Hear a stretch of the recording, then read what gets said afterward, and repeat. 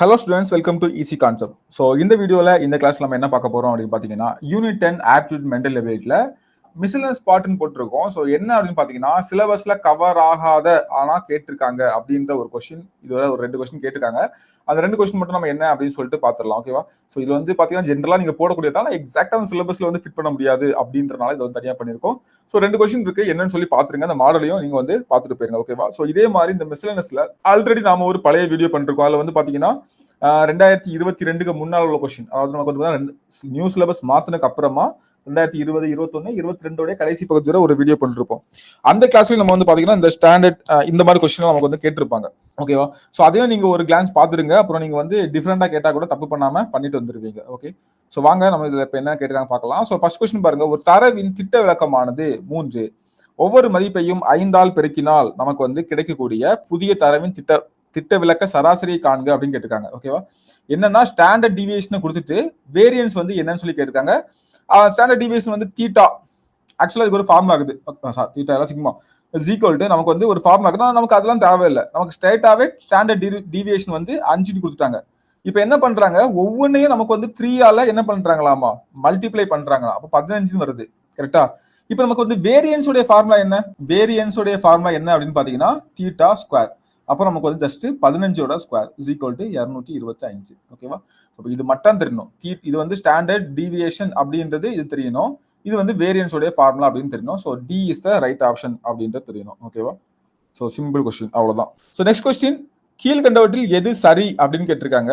So என்ன கொடுத்துருக்காங்க பாருங்க, ஏ மைனஸ் பி, ஒவ்வொன்றுக்கும் ஒவ்வொரு கொடுத்துருக்காங்க. ஸோ இதுல வந்து பாத்தீங்கன்னா இது வந்து செட்ஸோடைய ஃபார்முலா, இந்த வென் டயக்ராம் வச்சு நம்ம வந்து வழக்கமா பண்ணுவோம். ஸோ அதான் கேட்டிருக்காங்க.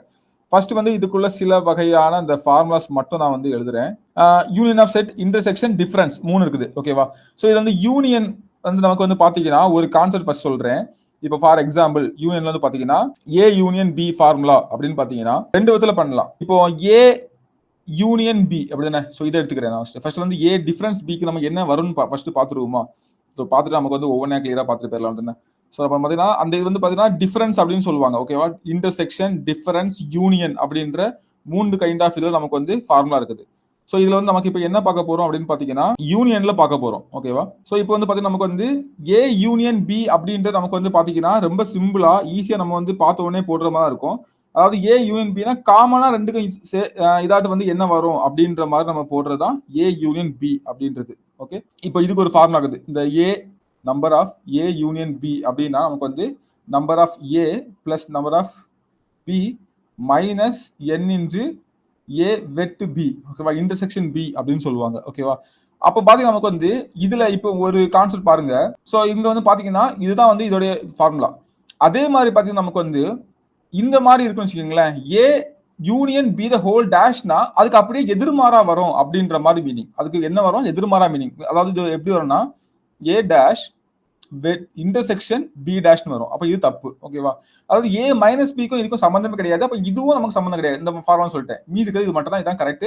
இது எப்படி கரெக்ட்னா நம்ம சொன்னோம் இல்லையா. ஸோ இதோட மீனிங் அப்படின்னாலே தலைகீழா வரும், எதிர்மாறா வரும் அப்படின்ற மாதிரி. இது யூனியனா, இது வந்து இது வந்து இன்டர்செக்ஷனா, இது வந்து யூனியன்ல வரும். தனித்தனியா வந்து யூனியன்ல வரும். ஸோ ரெண்டும் ஒண்ணு தானங்க. ரெண்டுக்கும் இன்டர்செக்ஷன் கண்டுபிடிச்சு தலைகீழா போடுறதும், ரெண்டையும் தனித்தனியா தலைகீழா போட்டு யூனியனா போட்டுக்கிறதும் ஒண்ணு தானே.